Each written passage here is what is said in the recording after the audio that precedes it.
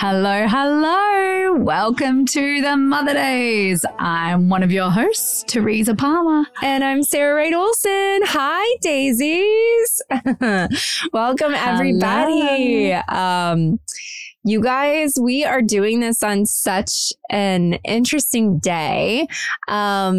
I actually had my angel reading with Taylor Paige today, and she is who we interviewed, at the first of the year. And so she offered me an angel reading. And so I was really excited to sit down with her, and we just did that today, which is crazy.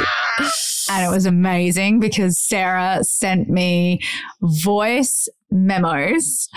I had like 4 in a row to listen to this morning as I had just woken up. I was listening to them. I was like, oh my gosh, Mark was laughing next to me because I was getting so excited by everything Sarah was telling me. And he was like, oh, I love you girls so much. And I was like, oh my gosh, this is the best. Anyway, I cannot wait for you to share it with everyone because it was so beautiful and some really profound things were brought up. So do you want to dive in?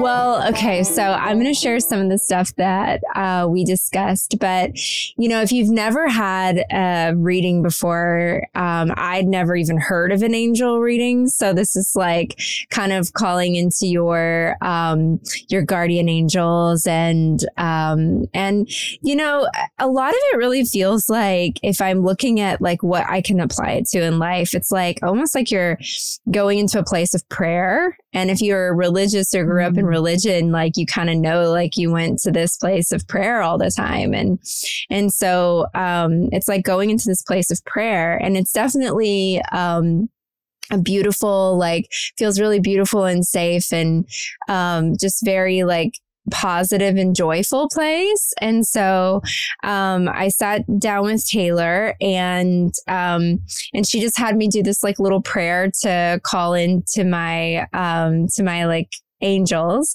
And she said, the first thing that she said was that she really felt this energy of like a grandmother or like a great grandmother, because it felt distant, like more distant. And maybe it was like from like a long time ago. And so I immediately was like, well, that's my great grandmother, because we were really, really close. And you were talking about that on the podcast. Yeah. And I talked about that on the podcast. And so, but she said that my great grandmother was there and she was holding a baby, which I thought was really amazing and totally made me cry. I was like, what? What does that mean? What kind of baby? What does baby look like? I know. I was like, what? But she said that like a lot of times that symbolizes, that it's like a soul that's maybe coming in to you. And so she was just like, the energy from that was just really, exciting and beautiful. And it was funny because my dad was also there. And she said that sometimes that the, your like ancestors will answer questions that you have before you even get to ask your angels.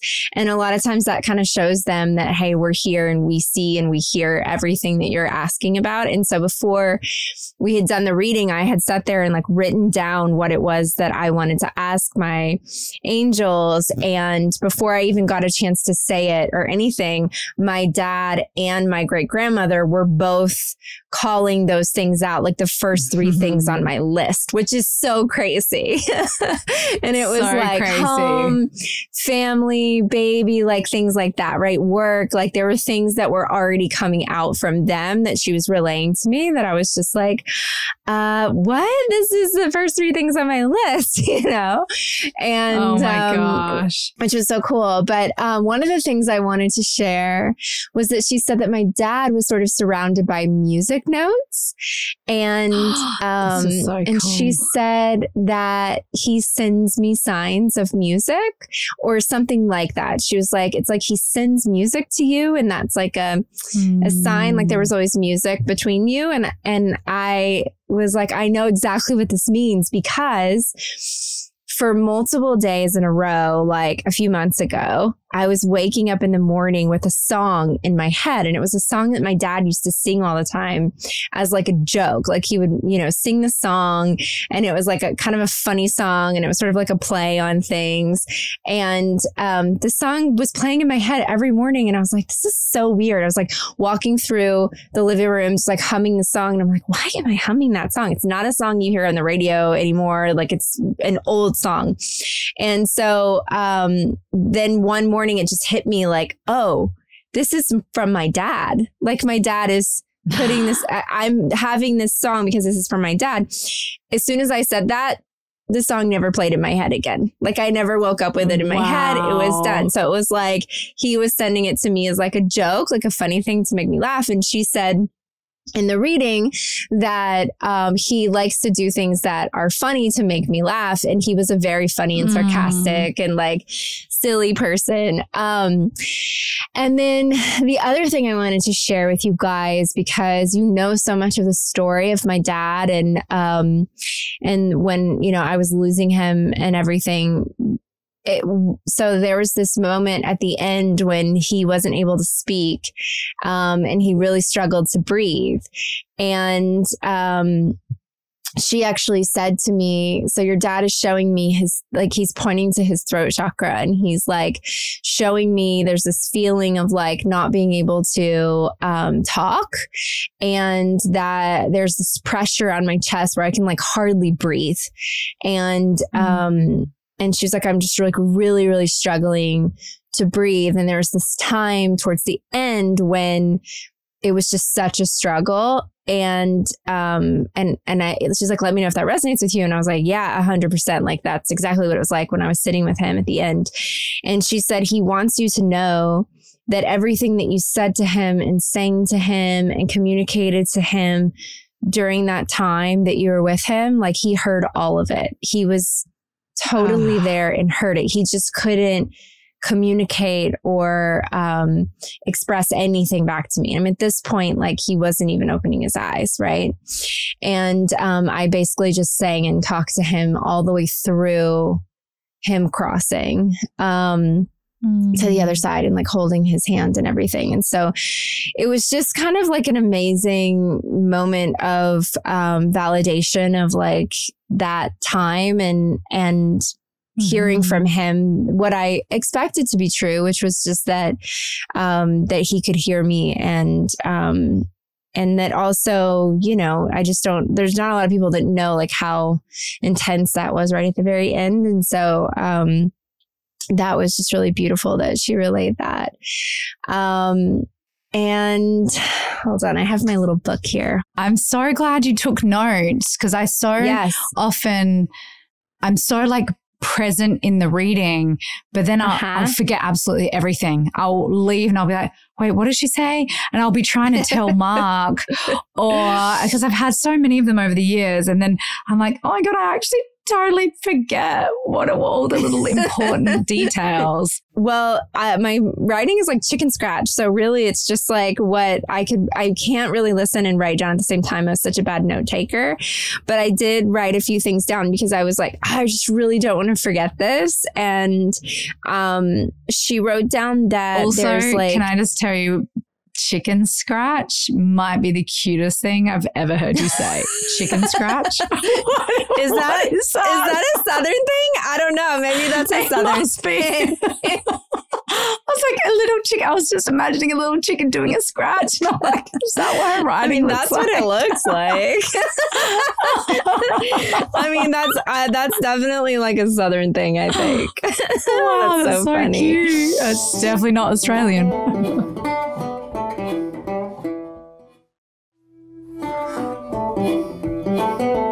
Yeah, Yeah. So, okay. So a couple other things before we move on, because I just thought it was like really cool and really special.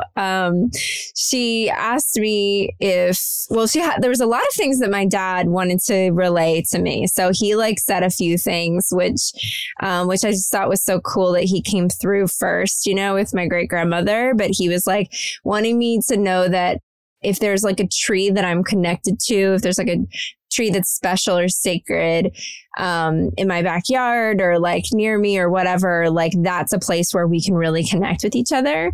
And she said just to go to that tree and then he will be there with you. And then she also said that my spirit not my spirit guides, but my angels said that my animal is a butterfly. And it has a lot to do with just like my time and purpose and, like season of life on this earth, but that I'm in this stage right now of like expansion and growth, and that a butterfly symbolizes so much of that. And so she wanted me to know that. And then my dad said to me that he's leaving me feathers and wants me to see the sign of feathers because he's been leaving them for me and wants me to see them, right? Which I also, you guys know how much I love the book Signs. Can I tell you one thing about that? What? Yes. Well, remember you said your dad's sign, it was the red thread, right? And I saw that crazy red thread in the shower and I was like, Sarah, I had the red thread in the shower and then I saw a red thread through my white cotton top. Yes.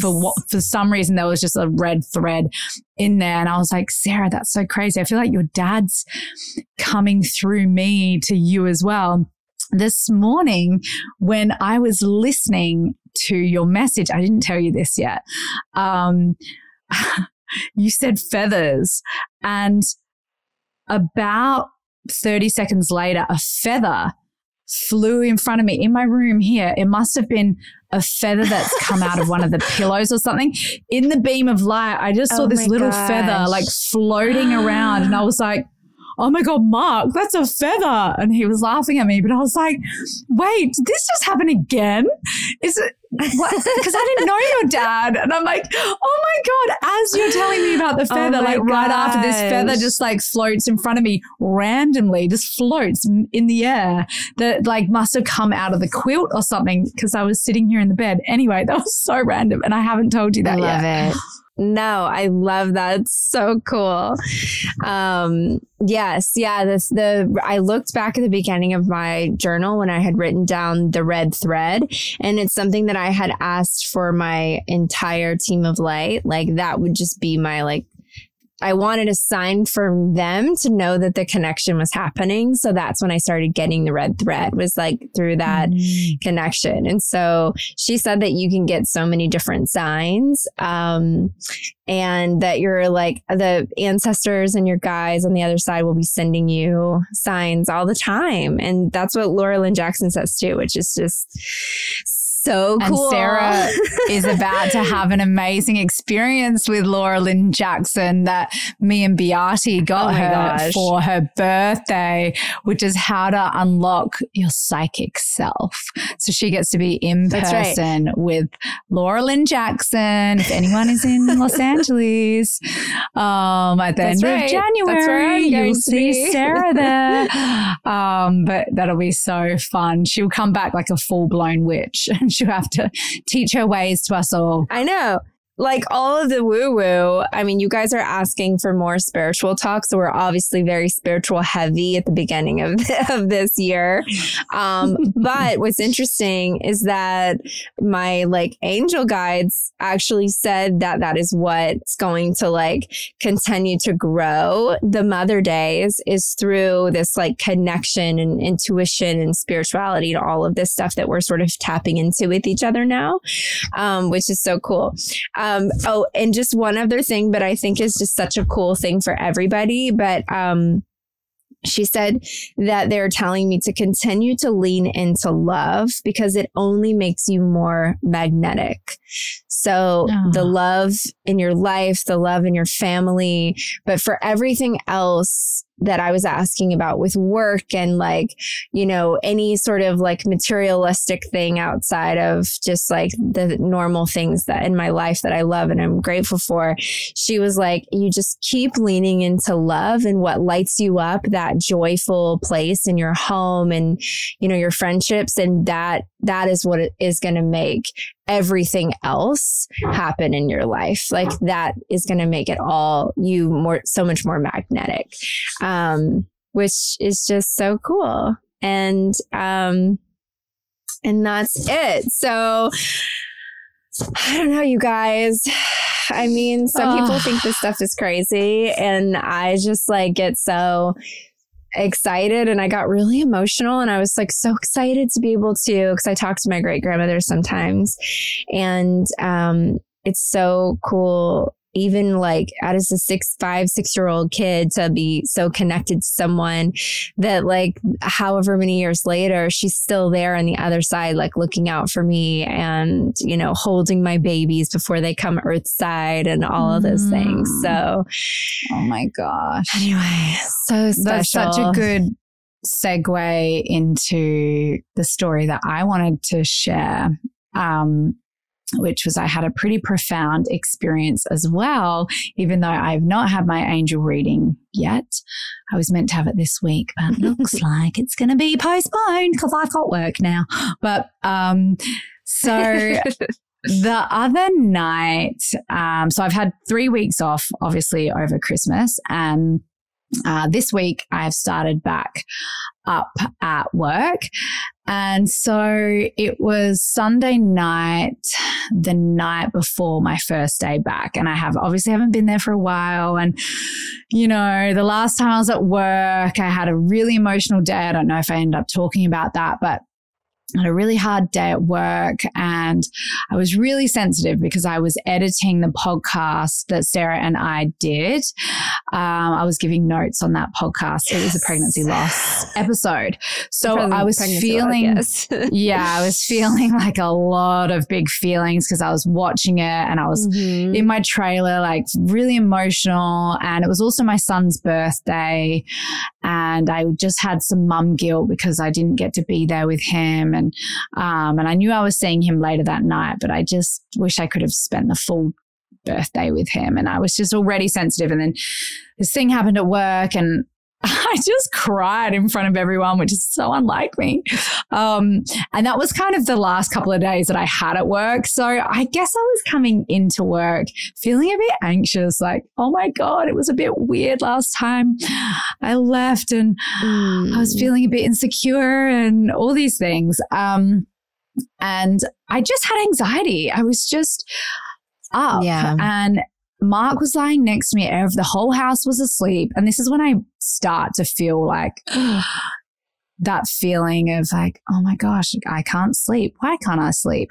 And that day, Sarah and I had actually recorded the episode that's coming out, which will have already come out by the time this is out, where we were talking about when you have anxiety at nighttime and you're feeling overwhelmed, like just dumping it all out, just chucking it down in a journal, getting those big feelings out of your body like a purge. And so I was reminding myself of that as I was trying to fall asleep. Mark was the loudest, like a freight train, like next to me, just the loudest snoring. And usually I can roll him over and I will boot him really hard and roll him over to the side. You kick him. You kick him in the bed. I literally kick him and I wake him up and I'm like, roll over. Like, you are so loud. And he thinks he doesn't snore. So I've now resorted to recording him. I record him and I'm like, what's this then? Did I just get this off the internet? Did I just Google extremely loud snoring? Like, no. Can he not believe it? He just was like, I would know if I snore. I was like, stop. How would you know? You're asleep. How would you know? He was like, I would be able to hear it. When you wake up, you would hear a snore. No. And I was like, that's not how it works. you're a loud snorer. I'm sorry, but that's just the way it is. He's like, my throat would be sore in the morning. I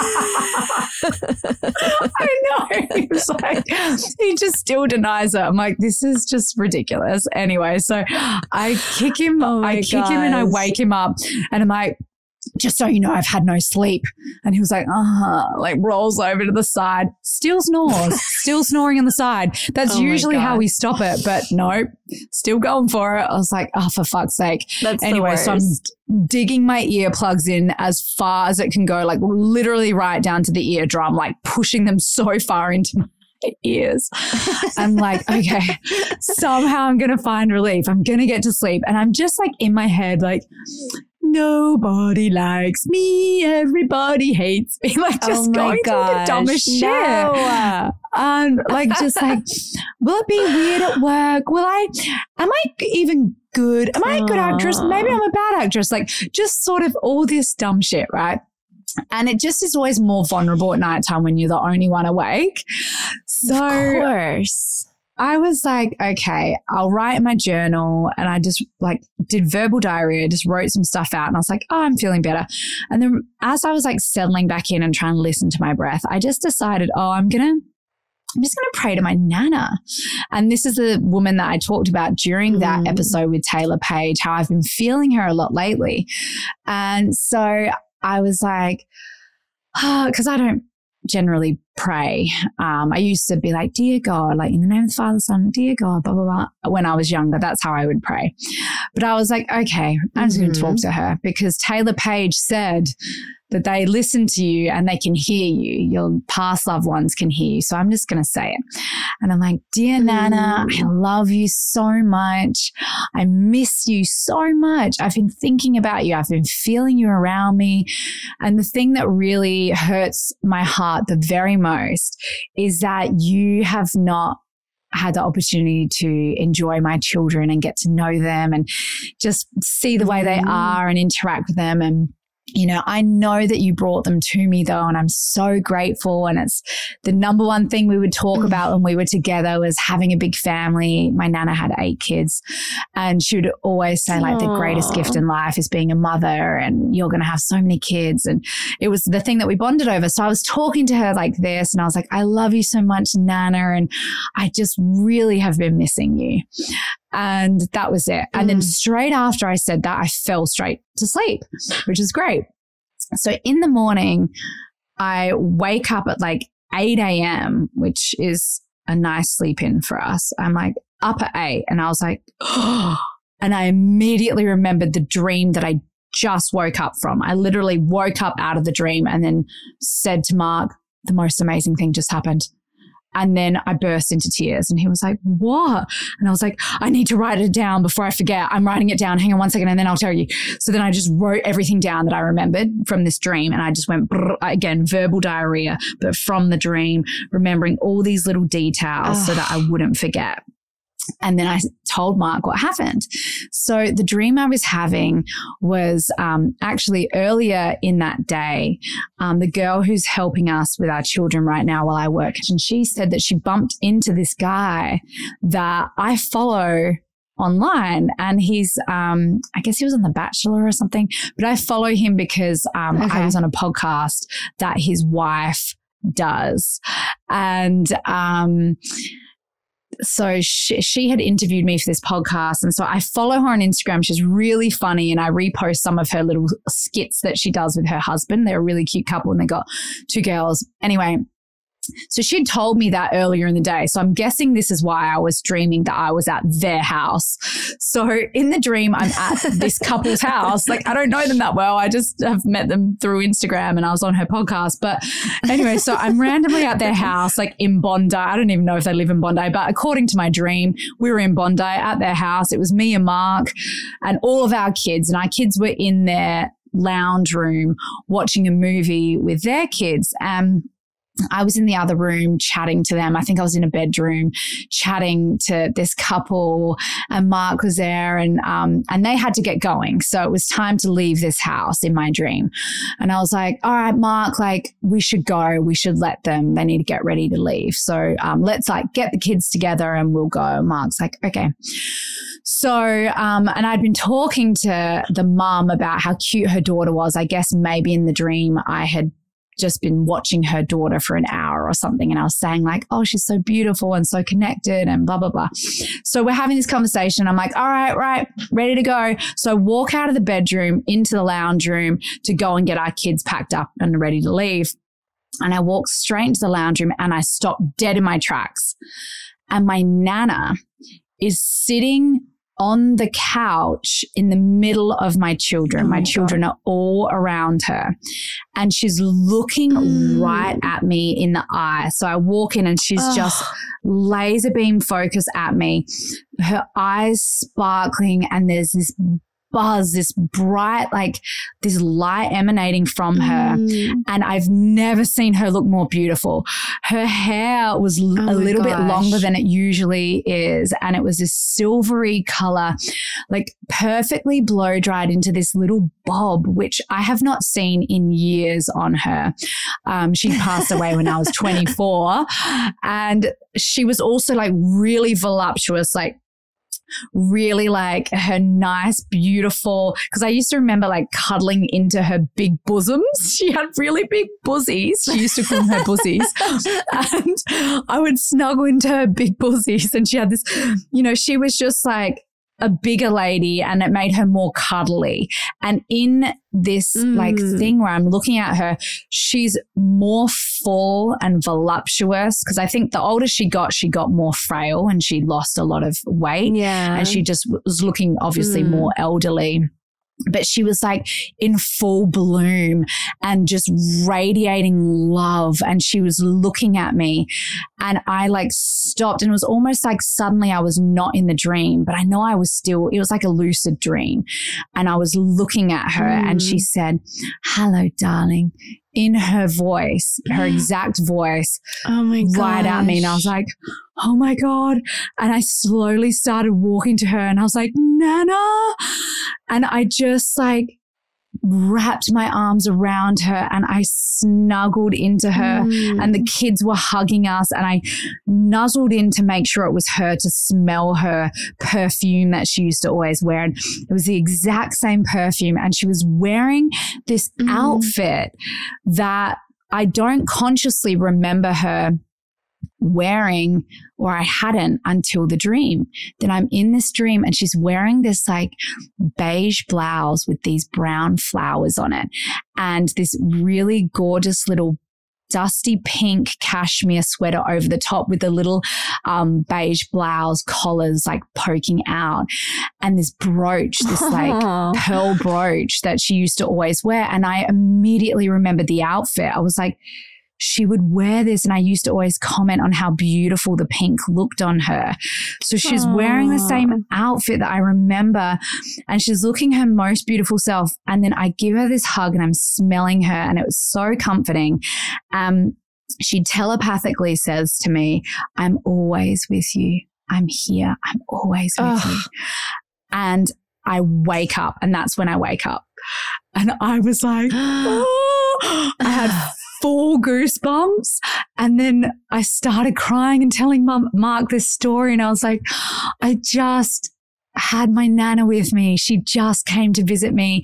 And Taylor Paige had said, "You will know it's them because it will only be love. It will only feel positive. It'll be a direct message from them if it feels like love." And I have not felt that level of healing and that connection from my Nana since she passed. And I just knew without a shadow of a doubt, she came to me because I had prayed to her that night. And she also came to me in a way that showed me that I am with your children. I'm with your children every day. I see them.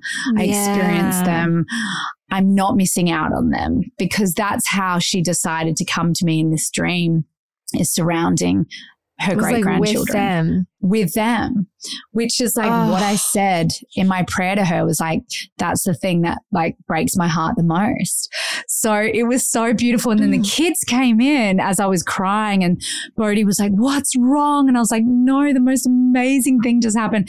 I told them all the story, and then Poet got my phone and started recording me and was like, so Mum, tell me about the story again about how I saw my Nana. And I was there's this really funny little 4-minute video where like I'm trying to stay in the frame of the video because she's like pointing it further down. So I'm like trying to duck down to stay in the frame like while saying this story. It's all wobbly. And the kids have told so many friends like, oh, my mum's Nana, our great Nana came to her in a dream. My mum saw her, the ghost of Nana. And I was like, wow. Anyway, so it was such a beautiful, and Mark so eloquently put it. He was like, if you're ever looking for validation that these things exist, that these things are real, like those sorts of moments in your life are such good, beautiful reminders that there's just so much magic in the world and that we can lean into those things and feel comforted by them and, you know, ask and it is given. Honestly, it was so beautiful. So that was my woo-woo experience and perfect timing, the top of the year. And she gave me that confidence to go to work the next day and just be like, and I had the best day at work. I had such an amazing day. I was connected with everyone. We were laughing. I felt great about the scenes. I loved seeing everyone again. I was like, oh, this feels like home. Perfect. So anyway, that was my little experience. Oh, wow. That is so amazing. And I think like, as you were, you know, sort of saying that, like what Mark was saying at the end there, it just kind of came into my mind that, you know, it's so awesome to have those moments in our lives where we can kind of feel that connection to the other side or to our ancestors or to our angels or to our loved ones or, you know, whatever it is, because there is so much that goes on in life, you know, like if you're talking about loss or hardships or like pregnancy loss or, you know,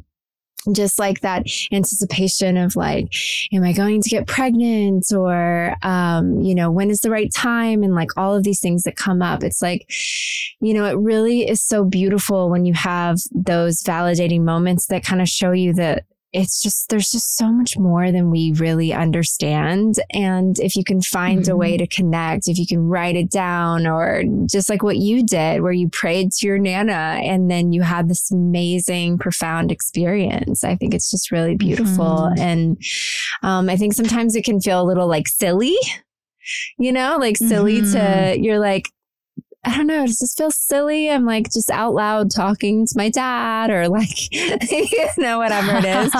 And whatever that is it ego or just being human, like let that go and just really trying to like get into it, into your body and connect to that. So anyway, I love that you shared that experience. It's such a beautiful thing. Thank you so much. Thank you. I wanted to ask you, Sarah, how does it feel to have been through the pregnancy loss, to have felt that elation, that excitement, and sort of planning how like the next 9 months of your life is going to look?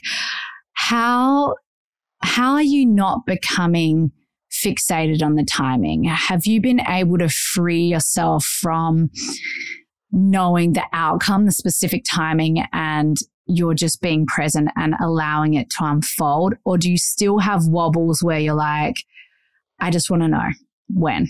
I think that's such a great question. And I will say that it was really nice that we kind of stepped into the relaxing holiday season after all of that. You know, I had this pregnancy loss. It started on Thanksgiving Day.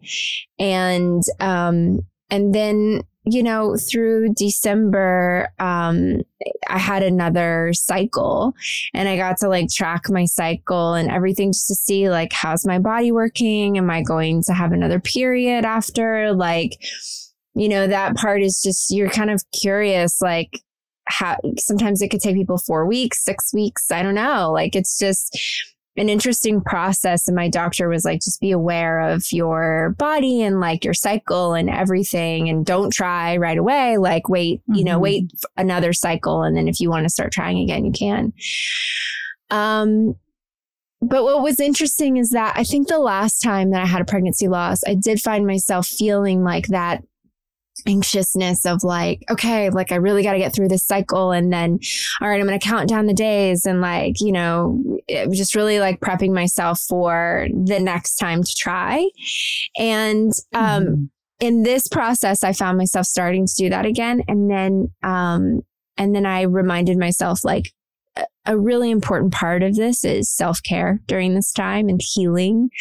And so I took my focus and I just put it back towards that, which was a healing time.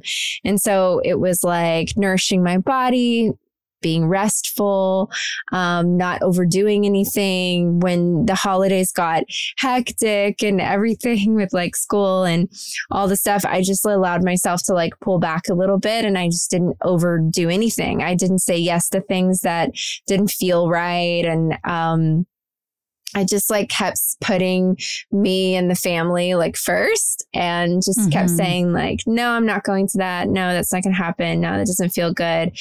Tonight I'm going to stay in. I'm going to go to bed at 7:30, like whatever it is, I just kept like nourishing that part of myself. And, it didn't come up for me, the feelings of like anxiousness of like, okay, I can't wait for this to happen. And, I started to feel when the next cycle came, I started to feel like, okay, like timing wise, it's coming at like a crazy time because there was like a lot of travel going on and whatever. So timing wise, I was like, if it happens this time around, it's a miracle. But if it doesn't, then, that's okay. And I'm not going to stress out about it because, like I told you guys before, that there's been a few signs that have pointed towards a specific time of year when the baby is like going to come through. And, I'm just kind of like allowing that to sit in my heart because, I asked for those signs and they came in a lot of different ways. And so now I'm just like sitting back and going, okay, like, even today with this reading with Taylor, it's like my dad and my great grandmother both holding baby. And I'm like, is that because it's twins? Or is that because each one of you? I was like, is that because I didn't say that, but after the fact, I was thinking like, wait a minute. No, but it's just like, it's kind of nice. It's like a similar process in which I guess like I went through with the pregnancy loss, but I'm just not trying to put any pressure on myself. Now, 4 months from now, I could be feeling really differently if I'm still, trying and things are not happening and everything sort of seems like it's all lined up and right. Like I could be in a different place, but right now I feel really good about it. And I think like when you're taking care of yourself, nourishing yourself, eating well, like, drinking the water you're supposed to drink, or like eating the foods or taking the supplements. Like I'm just such a big believer in Needed, and I keep taking their egg quality support and things that I know are just like full of amazing antioxidants and are like boosting me from the inside, especially at my age. It's not like my acupuncturist said something really funny. He was like, when you're in your like early 20s, you go out, you get drunk, you have sex on your period, and then you're pregnant. He's like, it's really different when you're older. Yeah. And I'm like, no joke. I mean, you're like, wait, I thought I was still bleeding when I had sex and now I'm pregnant. I've heard so many of those stories where you're like, I had to have one right now. Gotten pregnant with that. Yeah, exactly. With baby at like 7 days, post your cycle start date. So anyway, I just, I'm so glad you asked that question, because if anybody else is in that position at this time, I would say like one of the things that's really helped me through this process was taking my focus and shift off of like the timeline, the date, the like all of that, age and gap. Putting it on like age gap. Yeah. All of that. Like I'm just like letting that go and just saying, that's so nice. I just need to focus on like nourishing, taking care of, honoring like me, Eric, the kids, you know, and just that, and knowing that when it's time, it's going to happen, you know, and let 1 month at a time.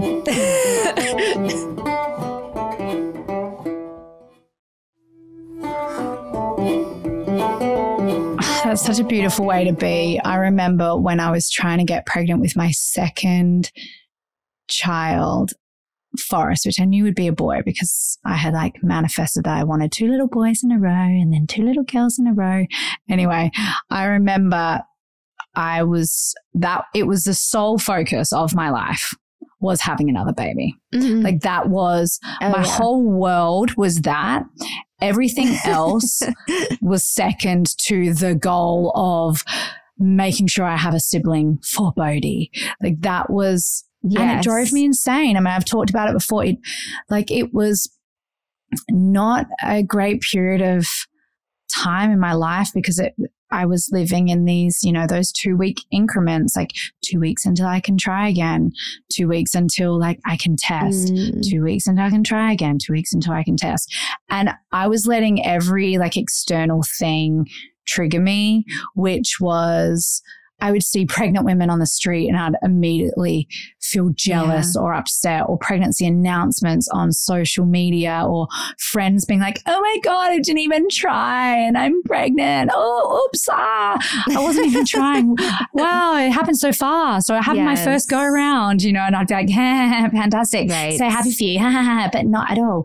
And then I'd like be muting feeds and just like, oh my God. But of course, it's the only thing that I was Googling at the time. So like all my algorithms, everything was showing me baby stuff all the time. So it was really confronting. Yes. And I know there are people listening right now who are like, hello, that is me. So I guess, that's okay. We see you. We see you guys. See you. But the advice would be if you can, exactly what Sarah's doing. Like she's living her life. She is going about living her life, still doing all the same things she was doing. And like having that be, it's a thought, it's around, you're trying, but it isn't the be all and end all. Your whole world's focus isn't on the timing of this baby. It's just the trust and the letting go. Like this baby will join when this baby's going to be joining our family. And maybe that baby wants in right now, but maybe the baby's like, I'm actually going to wait a couple more months because I want this to happen for my mom before I jump in. Like maybe there's a work opportunity or maybe there's something else. And there's just like the divine timing of it all. So that's why I was really curious to see if you were dipping into that anxiety realm, which I spiraled into for a number of months when I was trying to conceive Forrest. Yeah. And we also have a very good friend of ours, a mutual friend of ours, going through it at the moment. She's been trying to get pregnant and she's been trying to get pregnant for a while, and then she's been traveling but she's got a lot of stress in her life. And then I was having her use these ovulation sticks. I was like, use the digital ovulation sticks, which I told Sarah to use. And I always tell everyone to use these like digital flashing, clear blue, the purple ones. And she was using them. I even did it wrong, by the way. I did it wrong. I know, because I was like, you have to do it the day after you finish your period. I was like, oh, no wonder I only had one flashing day and one solid day. I was like, because it needs the data. I totally screwed that one up. To compare something to. I didn't know it was I know. Smart.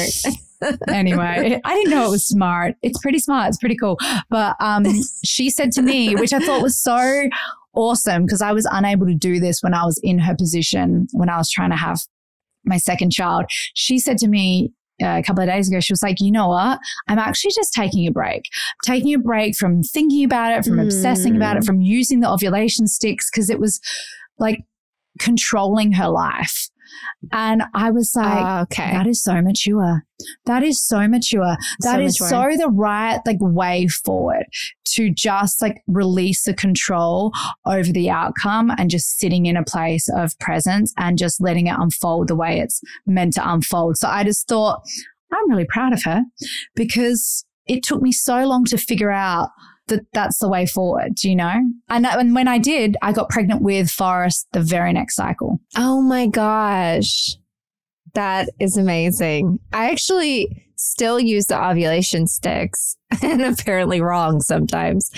And then I do test way too early for the pregnancy test. Like it's like 8 DPO. 6 days sooner.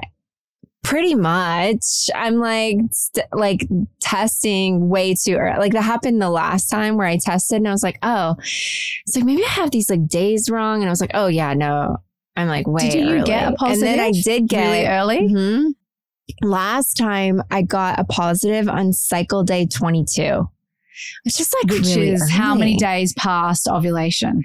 That was I don't remember. I mean, I think I ovulated on day 12. That's 10 not days. that early. Exactly. 10 DPO, yeah. girl. That's not, that's not that early. Oh my God. There are people who start testing with FMU at 8 DPO, which is first morning urine at 8 days past ovulation. Okay. That is when I originally tested though, and then was I think I'm way too early. And then I got a positive on the day 22 of my cycle. So it was like 10 DPO. DPO.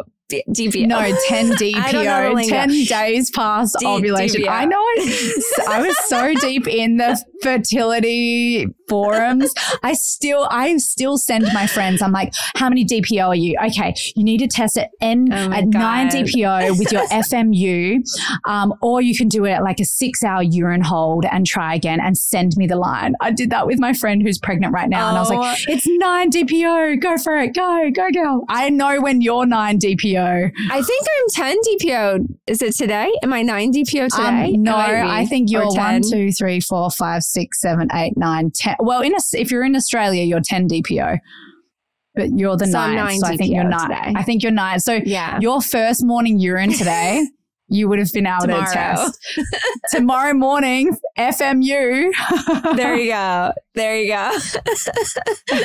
Oh my gosh. That's so funny. I love it. We'll definitely keep you guys updated. Obviously, I'm being very transparent and I love it. I'm happy to be really transparent on this journey because, sharing what I shared before was so, it just like was so special how it resonated with everyone. And, now we're just in it. Now you guys are just in it with me. So this is, in it. This is what I'm doing. You know how many people are updated with what I'm taking. Yes. So yeah, we'll keep you updated. You're also looking particularly beautiful as well. There's a radiance emanating from you. Yeah, your skin is glowy. Actually, my skin is clearing up, you guys. I had so much outbreak happening over the last few months. I'm sure just with everything that was going on. And like my doctor friend told me that my body was like trying to detox too much because I was in the sauna like every day. And I love being in the heat. And he was like, you're overdoing it. And so I was getting like all this cystic acne. And over the holiday, just with like a de-stress and unplug and everything, it just kind of like cleared up. So it feels really good to not have all that pain around my face. I had so much pain here and on my chin, and I'm glad that that's gone. So thank you for the compliment. I appreciate it. Yeah, girl. Anytime. That's what I'm here for. Well, Daisies, thank you for joining us for this part woo-woo, part mother talk today. And if anybody else is going on this journey with me, then I can't wait to hear all about it. And Tez, I have to say that you know, there's definitely moments where I feel, it's not that I don't feel things that come up, but I will say that I can definitely pick out moments of growth. You know how you like see moments of growth in yourself, and there's this like Peloton instructor that I love so much, and she's pregnant, and I do all my workouts with her on the Peloton, and sort of following her journey, her pregnancy. And I was probably about 10 weeks or 9 weeks behind her when I had my pregnancy loss. And so now I'm continuing to watch her belly grow and everything. And every time I see it, it brings me so much joy. Like every time I do a workout with her and I see her pregnancy, like her belly and like her doing her workouts and everything, it just makes me smile the whole time. And I just want to, there's so many instructors and I just want to work out with her because I'm like, it just makes me feel, it lights me up. And that's where I can see like growth because that might have made me feel like, oh, like, you know what I mean? Like before, years ago, that could have made me feel like triggered. Yeah. And it just doesn't anymore. And that could be because I've had multiple children. You know, everybody's journey is different, right? And definitely if I had one child and I was going to 2 children and I was nervous about, you know, not having siblings, just like what you said, it could be that way. But anyway, I just think it's fun to also, and important to like notice those moments of growth that you see in yourself where you're like, okay, I can see where maybe before this would have bothered me and it's not bothering me now. And I got to like, just sort of acknowledge that, you know, and say like, oh, it's cool that this is like bringing me joy. So anyway, I love that. Well, guys, we love you, and we have some fun guests coming up for you. So stay tuned, and you can find us on Apple Podcasts, Spotify, or wherever you listen to podcasts. Bye, Daisy. Bye.